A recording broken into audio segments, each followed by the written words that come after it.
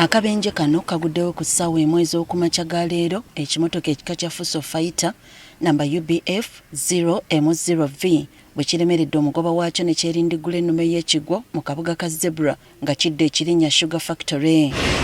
Ababaddewo batubulidde bibala bye. Mayinikyemuka nyenkiyakala sanka 12 omu ekinibiro mulyango atunga kire munju teze kule kiri ndikyebamura bum Kirinya turuka heru ngezo kama tubarande bairuka ni bagenda kuongea motoka egwire. Johnson nyanaenda Kinyara. Hapo tulikimbia, tulifika huko alikuwa accident mwenye alifanyikana ya Wakasambu.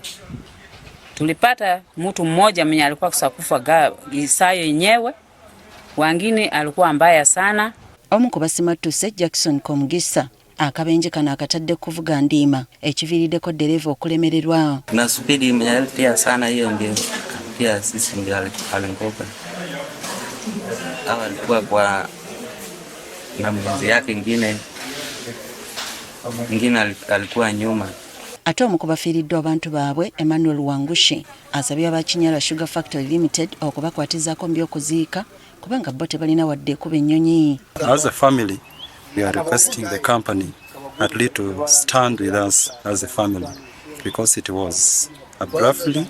We have nothing completely to do. Meya wa division ye Karujubu Solomon Nsimwe akubiriza baddereva okwegenderezanga nga bali ku nguudo okutaasa obulamu bw'abangi. Naye kutunga report egamba nti bantu nkabana kigambibwa kuba bafiire kandi abandi abali kubi batwalira mu irwaro. Ndugiro ya accident. It is being reported that driver was over speeding. Kaweefube bwaffe okwogera n'abakulu mu Kirinya Sugar Factory Limited agudde butaka oluvanyuma lw'okkuba essimu y'omwogezi Francis Mugere emanyiddwa nga teriiko.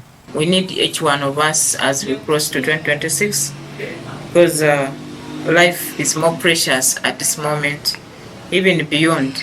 Let us take precaution, take a low speed than rushing. Wetukoledde emboozi eno ng'abalumiziddwa batwaliddwa mu ddwaliro ekkulu e Masindi okufuna obujjanjabi n'emirambo nga gitwaliddwa mu ggwanika ly'eddwaliro ekkulu e Masindi.